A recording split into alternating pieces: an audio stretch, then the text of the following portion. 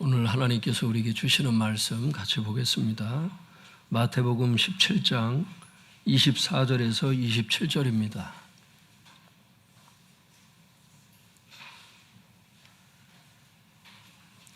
오늘 하나님께서 우리에게 주시는 말씀은 마태복음 17장 24절에서 27절입니다.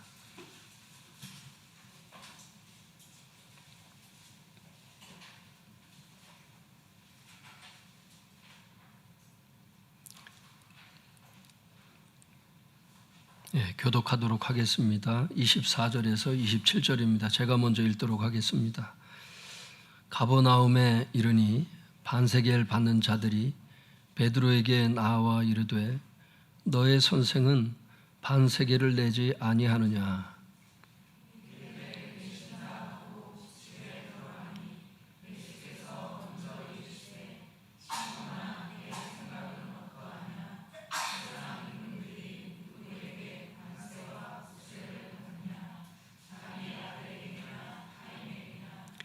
베드로가 이르되 타인에게니이다. 예수께서 이르시되 그렇다면 아들들은 세를 면하리라. 그러나 우리가 그들이 실족하지 않게 하기 위하여 내가 바다에 가서 낚시를 던져 먼저 오르는 고기를 가져 입을 열면 돈 한 세겔을 얻을 것이니 가져다가 나와 너를 위하여 주라 하시니라. 기도하겠습니다. 하나님 아버지, 이 시간 주님의 사랑의 법을 강론할 때 주님 우리가 깨달아 알아들을 수 있도록 도와주옵소서. 사회생활 가운데, 가정생활 가운데, 학교생활 가운데 하나님께서 우리에게 어떤 삶을 원하시는지 오늘 본문에 기록되어 있습니다. 주님, 무익한 종의 입술을 사용해 주시고 저희가 알아들을 수 있도록 귀를 열어 주시옵소서. 말씀 듣는 중에 질병들이 치유되게 하시고 영안이 열리게 하시고 하나님의 법을 깨달아 알 수 있도록 능력으로 역사하여 주시옵소서. 마귀 역사하지 않도록 도와주시고 생각과 마음을 잘 지킬 수 있도록 도와주옵소서. 예수님 이름으로 기도드렸사옵나이다. 아멘.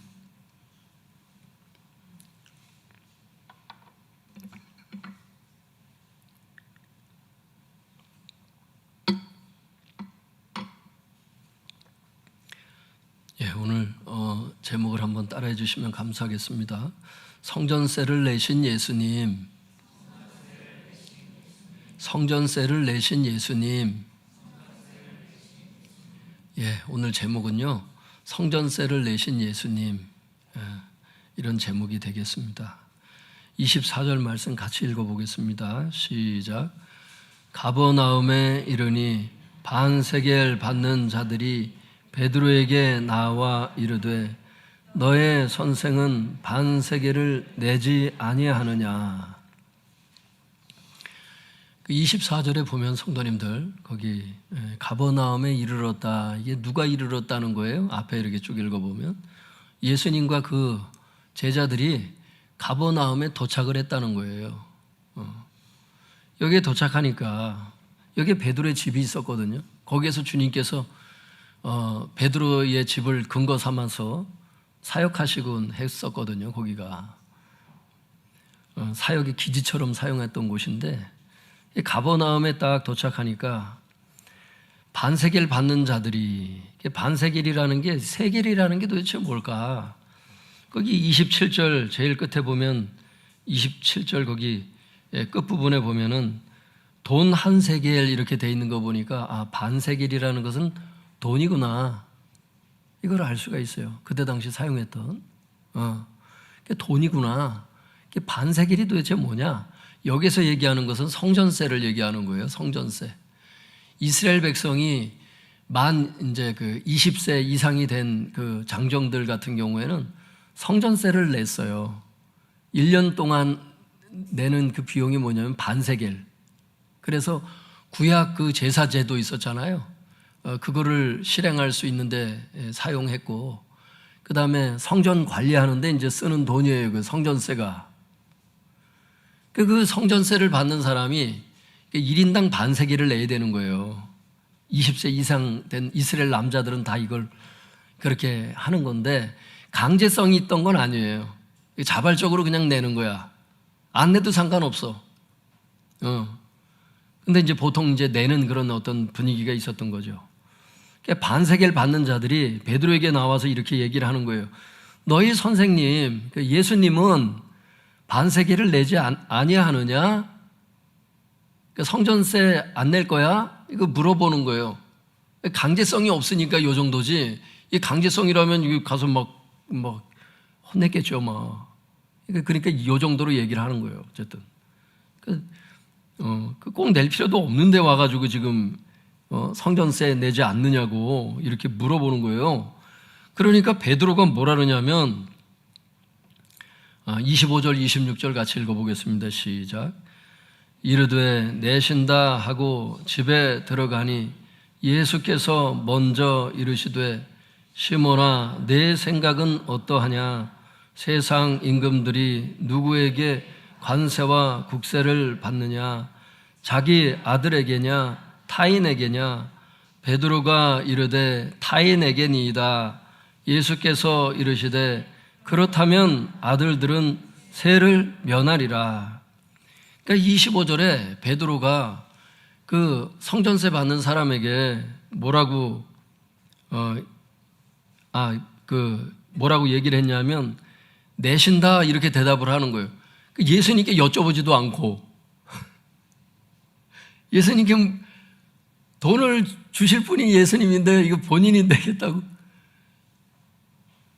예수님께 여쭤보지도 않고 이제 내신다 이렇게 얘기를 하는 거예요. 그 성전세 받는 사람들에게 대답을 하니까 그러니까 이걸 통해서 이제 학자들은 얘기를 하죠. 평상시에 예수님께서 성전세를 내셨구나. 베드로의 행동을 보면서 만약에 그러지 않았다면 이렇게 말할 수가 없는 거죠. 자기가 주님으로 섬기는 분을 그렇게 할 수는 없는 거거든요. 그러니까 주님의 그 성향을 잘 아는 거예요, 이 베드로가. 이제 그렇게 대답을 하고서 내신다 하고 집에 들어가니까 예수님께서 먼저 말씀을 꺼내시는 거예요. 지금 아무 얘기도 안 했는데 뭐라고 얘기를 해요? 베드로의 이름이 또 시몬이라는 이름이 있잖아요. 시몬아 내 생각은 어떠냐? 세상 임금들이 누구에게 관세나 주민세를 받느냐? 그 주민세거든요. 원어에 보면 관세나 주민세를 임금들이 누가 걷어들이냐 이거예요. 누구에게? 그러니까 자기 아들들에게 그 세금을 받느냐 아니면 타인들에게 그 세금을 받느냐 이렇게 물어봐요. 임금들이 누구한테 받을 것 같아요? 옛날 그 절대왕정 시대.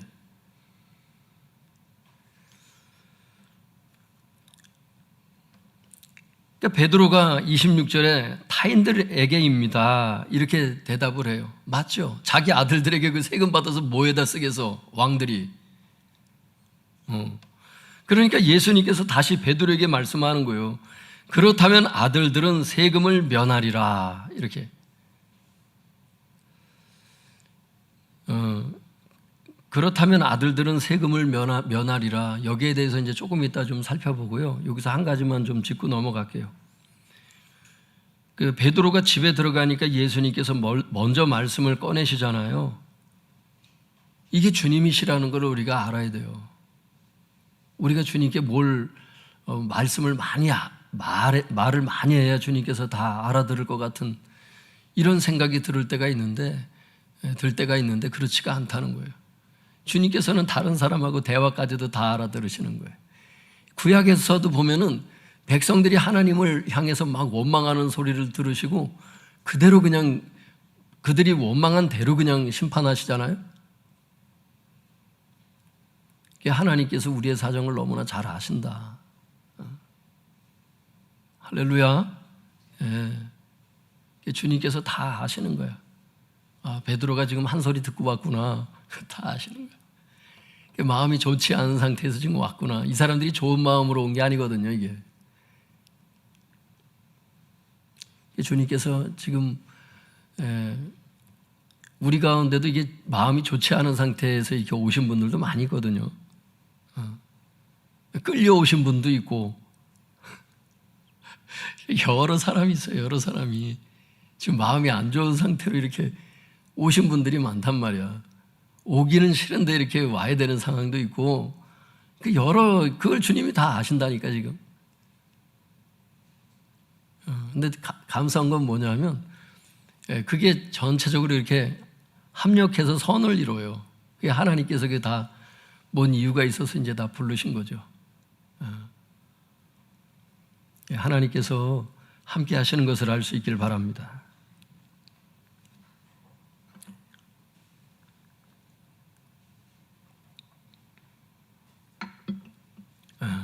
다시 거길 보시면 세상 임금들이 누구에게 관세나 주민세를 받느냐, 자기 아들들에게 받느냐, 타인들에게 받느냐. 그러니까 베드로가 타인들에게입니다 이렇게 대답을 했다 그랬잖아요.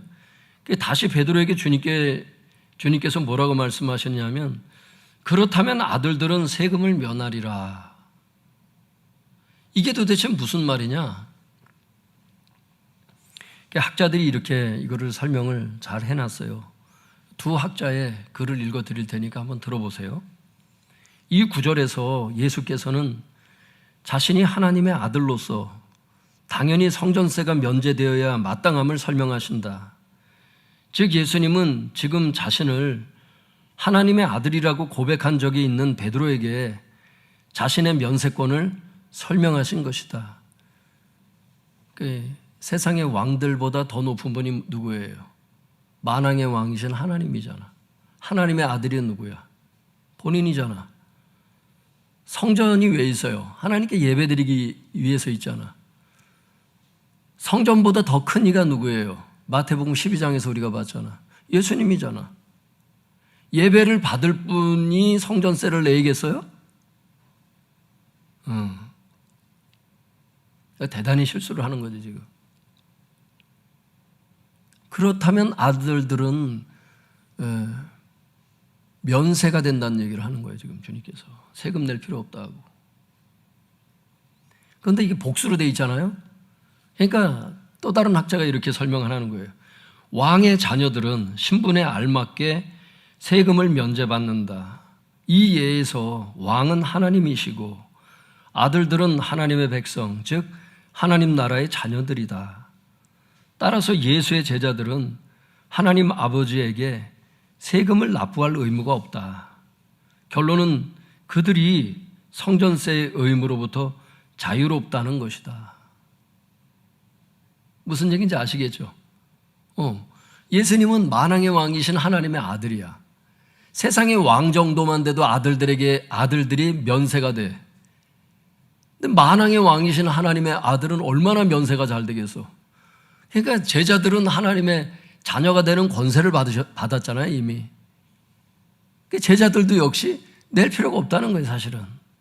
그러니까 복수로 지금 주님께서 기록을 하시는 거예요, 그게.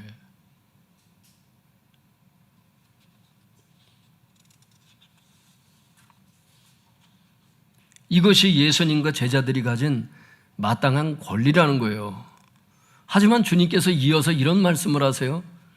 그러니까 너희나 나의 제자들 너희들이나 다 낼 필요가 없어. 이건 우리의 권리야. 우리의 자유야. 이걸 말씀을 하시다가 주님께서 그러나 이렇게 말씀을 하신다고. 낼 필요가 없으면 세금을 내지 않으면 되잖아요. 자기 주장하면 되잖아. 이건 나의 권리다. 그거 쭉 설명하면 되잖아. 근데 주님께서 그러나 이렇게 말씀을 하시는 거예요. 27절에. 이게 오늘 메시지예요. 한번 27절 읽어볼까요? 시작. 그러나 우리가 그들이 실족하지 않게 하기 위하여 내가 바다에 가서 낚시를 던져 먼저 오르는 고기를 가져 입을 열면 돈 한 세겔을 얻을 것이니 가져다가 나와 너를 위하여 주라 하시니라. 고기가 왜 돈을 물고 있는지를 모르겠어요, 여러분. 이걸 읽는데. 낚시를 하라는 거예요, 낚시를. 우리 주일학교 학생들. 낚시를 하면 이제 물고기가 물을 거 아니야, 바늘을. 그걸 낚시를 해서 물고기를 잡으면 그 입에 한 세겔이 있다는 거야. 나와 너를 위해서 반 세겔씩 베드로하고 예수님 두 사람 몫을 일단 주라는 거야. 한 세겔이 올라오니까 주님의 능력이죠. 실제 이렇게 되고. 그러니까 재정 문제가 하나님께는 여러 가지 방식으로 이제 해결이 되거든요. 성경에도 보면 이 재정 문제가 어떻게 이 돈을 낼 수 있을까? 이런 건데 하나님께는 여러 가지 방식이 있어요. 인간이 묻지를 않아서 이제 자기 그 어떤 그 재정 문제를 하나님께 여쭤보지를 않고 자기 힘으로 자꾸 해결하려니까 인생이 참 고달픈 거예요. 그게 어렵고. 그러니까 하나님의 방법이 있거든요. 좀 늦은 것 같아도 좀 진득하니 기다리면서 하나님께서 말씀하실 때까지 기다리고 움직여야 되는데 인간이 마음이 많이 조급하거든요. 그러니까 하나님께서 알려주기도 전에 행동이 먼저 나가니까 그러니까 이제 낭패를 보는 경우가 많이 있어요. 많이 움직인다고 돈을 많이 버는 게 아니에요. 성도님들 보니까 내가 활동을 많이 한다고 그러니까 돈을 벌지 말라는 뜻이 아니고 하나님께 방법이 많다는 걸 말씀드리는 거예요. 그분께 여쭤봐야 된다는 걸 얘기를 하는 거라고. 비단 경제 문제뿐만 아니라 다른 것도 많은 다른 문제들도 많이 있거든요. 그분의 방법들이 많이 있는데 그분을 찾지 않고 이제 나 혼자 내 나름대로의 방법들을 자꾸 찾아 헤매다 보니까 참 많이 피곤해요. 고달프고 별로 소득도 없고 열매도 없어요. 예배 많이 빠지고 뭔가를 하면 돈이 많이 모일 것 같은데 실제 돌이켜보세요, 여러분. 1, 2년 뒤에 보다 지금이 더 나아졌어요? 아니란 말이에요, 그게. 그 방법이 아니라는 거야. 하나님께 전폭적으로 맡기고 기본적으로 해야 될 도리부터 시작을 하면 하나님께 손을 대시는데 그게 아니고 이제 바쁜 마음에 이제 막 움직이기 시작하고 불순종하기 시작하면 이제 열매가 안 좋아요, 성도님들 그게. 말씀드리고 싶은 것은 주님을 붙들어라. 한번 따라해 볼까요? 주님을 붙듭시다. 예, 주님을 붙드시면 삽니다. 예, 그분께서 재정도 다 주시더라고. 나와 너를 위해서 주라 하시니라. 문제가 깔끔하게 해결돼. 근데 왜 성전세를 낼 필요가 없는데 왜 내라 그러셨을까? 그 이유가 27절 초반에 기록되어 있어요. 그러나 우리가 그들이 실족하지 않게 하기 위하여 이렇게 말씀하셔요. 이 실족하다는 게 도대체 뭐냐? 반감을 일으키다 이런 뜻이에요. 그들이 반감을 일으키지 않도록 하기 위해서 성전세를 내라. 낼 필요는 없지만 반감을 갖지 않도록 내라는 거야.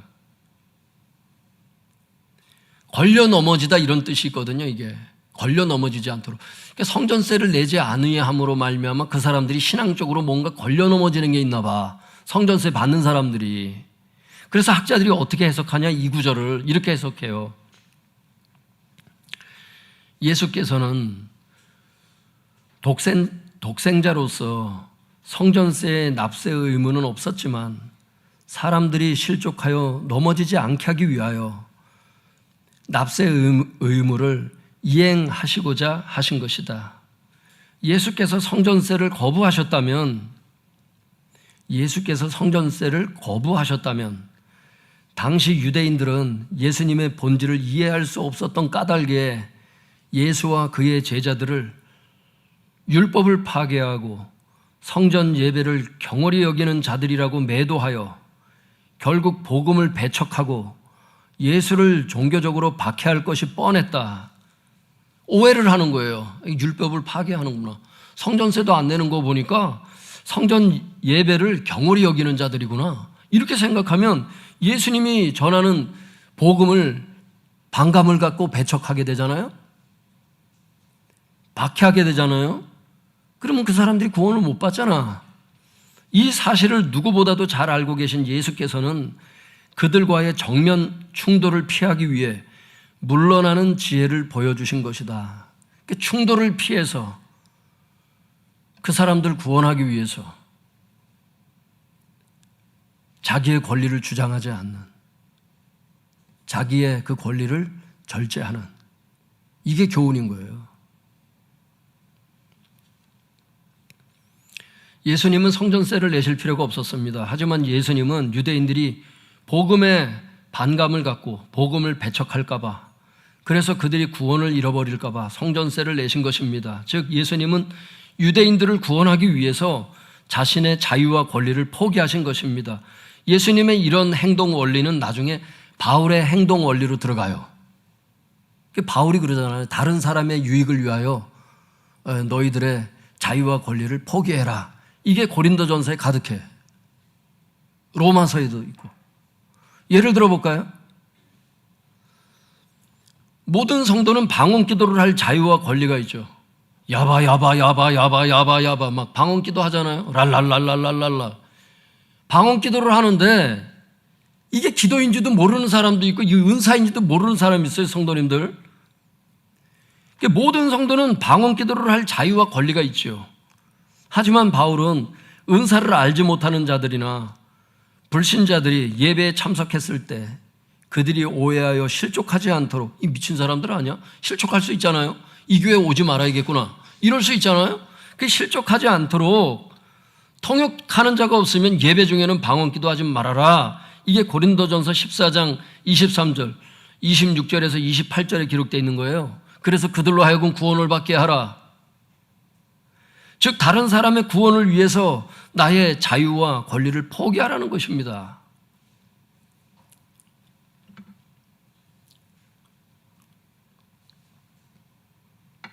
또 예를 들어볼까요? 성경 전체를 읽어보면, 예전에 술에 대해서 제가 설교를 한 3시간에 걸쳐서 구약부터 신약까지 다 훑은 적이 있어요. 거기 보면 어떻게 돼 있어요? 모든 성도는 취하지 않는 정도의 술에 대해서는 자유와 권리가 있어요. 우리가 성만찬에 포도주를 마시게 되잖아요. 주님을 기념해서 포도주를 마시고, 또 디모데의 그 자주 나는 병을 위해서 포도주를 좀 가끔 쓰라는 거예요. 사도 바울이 치료제로 써라. 취하지 않는 정도는 괜찮다. 이게 성경 술을 술로 보지 말고 음식으로 봐라. 그게 적절히 마셔라. 그게 성경의 가르침 아니에요. 기쁨을 위해서 주신 거다, 그거는. 근데 사람들은 어떻게 그걸, 한국 문화가 그게 아니잖아. 또 미국에서 처음에 선교사님들이 들어올 때 그들의 그 경건 신학이 있었거든요. 술을 죄악시하는. 또 우리나라 조선시대에 와보니까 알코올 중독자 천지야. 그럴 때는 성경에 뭐라고 돼 있어? 술고래들은, 성경에 술고래라고 돼 있어, 원문에. 술을 쳐다보지도 말라고 돼 있거든, 그런 사람들에 대해서. 원문엔 그렇게 돼 있어요. 아무에게나 술을 쳐다보지도 말라고 이렇게 돼 있는 게 아니야. 어쨌든 모든 성도는 취하지 않는 정도의 술에 대해서는 자유와 권리가 있어요. 지난번에 예전에 저희가 제가 학교 다닐 때 스승 한 분이 TV에 나오셨는데 연동교회 담임 목사로 가셨어요. 행정학을 가르치시다가. 근데 그분이 얼마 전에 TV에 나오셔서 강연을 하시는데 그러시더라고. 취하도록 마시면 안 된다고 막 이러고 막 얘기를 하다가 집에서는 사모님하고 둘이서 포도주를 마신대. 기독교 방송인데.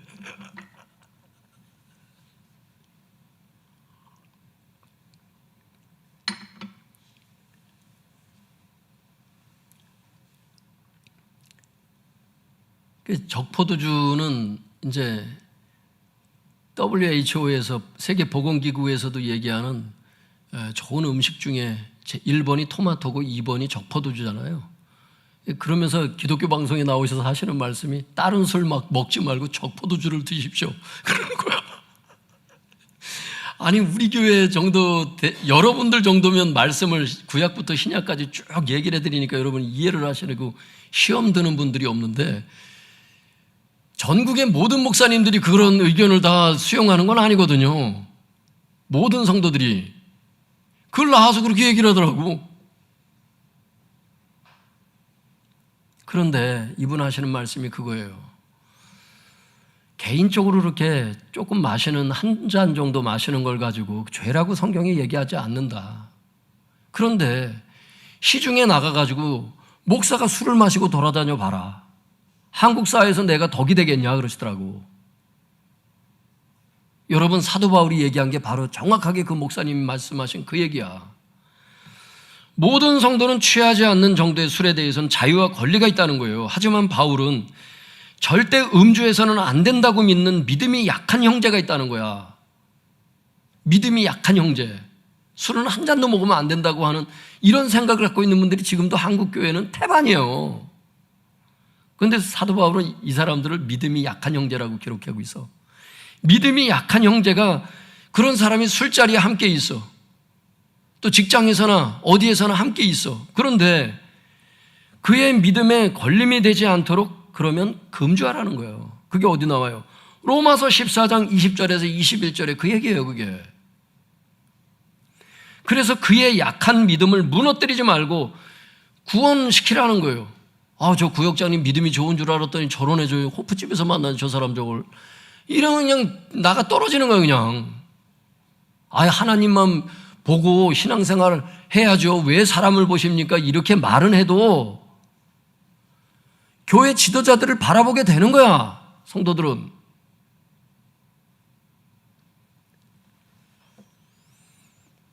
그들의 그 약한 믿음을 무너뜨리지 말라는 거예요. 그 양심은 나의 양심이 아니라 그 사람의 양심을 위해서 지켜주라는 거예요, 그 사람의 믿음을. 이게 성경의 가르침입니다. 그래서 다른 사람의 구원을 위해서 나의 자유와 권리를 포기하라는 거예요. 그러니까 여러분들 보세요. 아유, 엄마 아빠, 내가 늦게 들어오든 말든 이건 내 자유와 권리입니다. 이게 자기는 그게 자유가 있겠지. 근데 부모가 계속 걱정을 해봐. 부모의 믿음을 무너뜨리는 게 그게 좋은 거야, 그게? 신뢰를 무너뜨리는 게 좋은 거냐고, 그게.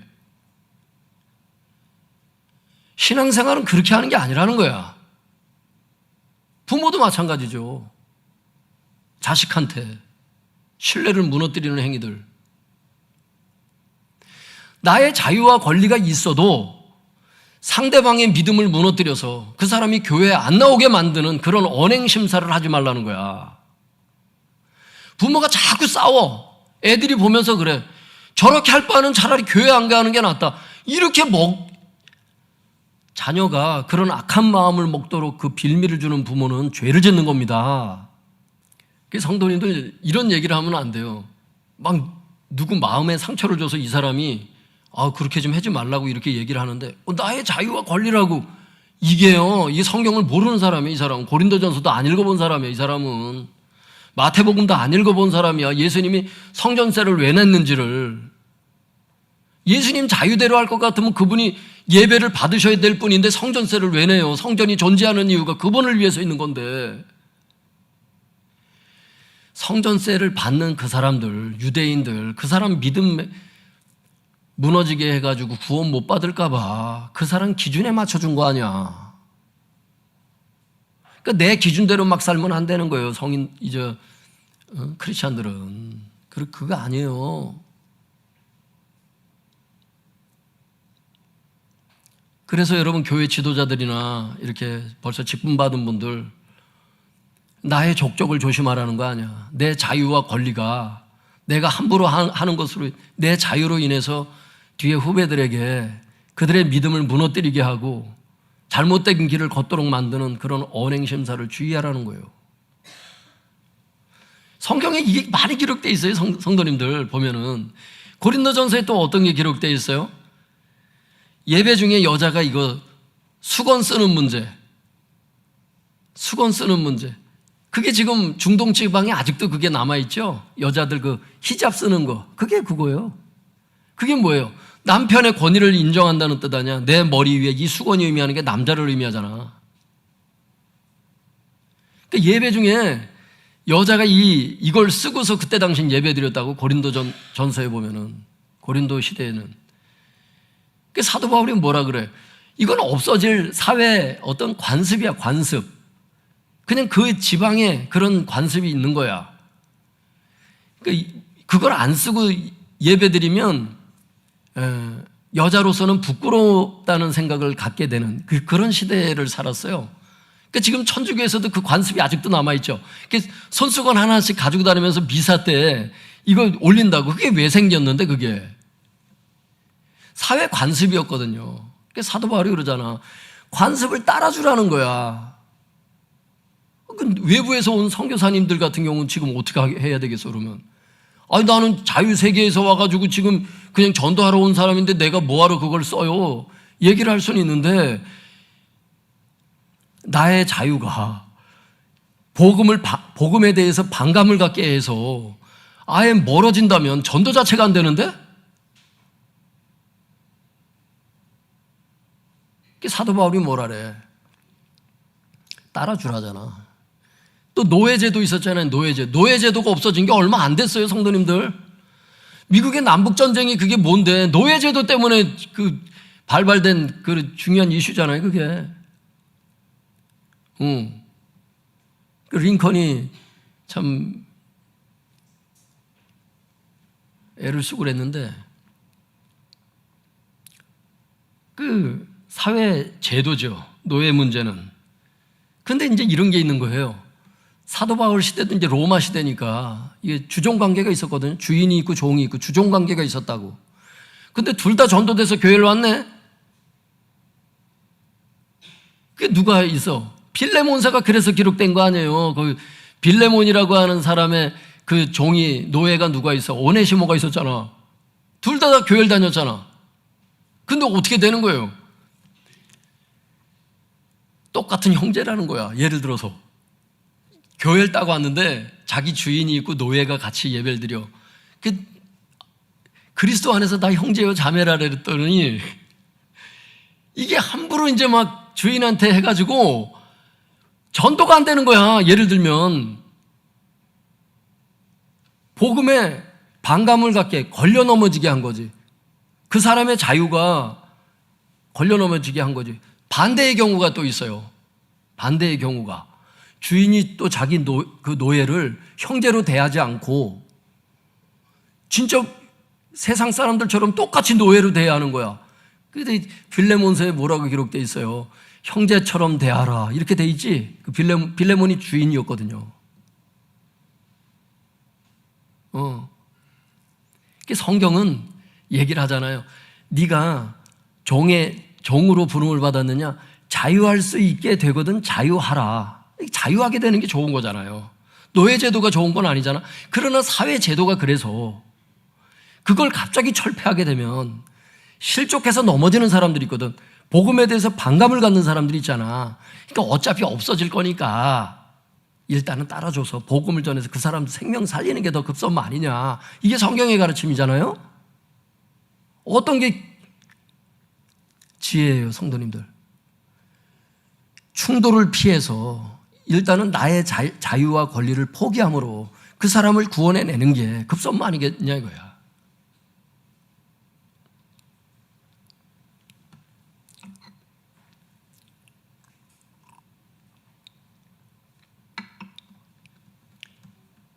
무사람들이 이제 손가락질을 받는다고 생각해 보세요. 다 노예 제도를 다 원하고 있는 시대인데 갑자기 자유할 수 있으려면 자유해라. 우리가 다 똑같은 형제자매인데 노예 제도 철폐하자. 처음부터 그렇게 부르짖었으면 무사람들의 지탄을 받는다고. 복음이 안 돼 그러면. 그러니까 복음을 거부하게 만들지 말고 다른 사람의 그 구원을 위해서 나의 자유와 권리를 포기해서 그들을 구원시켜라. 이게 사도 바울의 가르침 아니에요. 사랑하는 성도 여러분, 믿음이 약한 형제나 불신자들을 대할 때 예수님처럼 바울처럼 다른 사람의 구원을 위해서 나의 자유와 권리를 포기할 수 있는 분들이 될 수 있길 바랍니다. 그래서 불필요한 충돌을 피하시고 영혼들을 구원하시기를 바랍니다. 범사에 이런 지혜를 달라고 기도하시기 바랍니다. 이게 오늘의 메시지입니다. 여러분, 우리가 알고 있는 성경에 진리가 있어요. 진리가 아닌 또 비진리가 있다고. 이 비진리에 대해서 너무 목숨 걸고 싸우지 말라는 거예요. 진리는 사수해야 돼. 이건 융통성이 없어야 돼. 그러나 융통성을 부릴 게 많아요. 이 세상에는. 이 비진리에 대해서는 나의 자유와 권리를 포기함으로 이 사람을 구원할 수 있다면 구원하라는 거야. 그게 가정에서, 사회에서, 직장에서, 학교에서 내 권리만 자꾸 주장하는 말을 하지 말라는 거야. 아직 어린아이야. 그러면 그 아이는, 그 사람, 그 성도는 믿습니까? 맞춰줄 수 있어야 되는 거예요. 자기 집사람들을.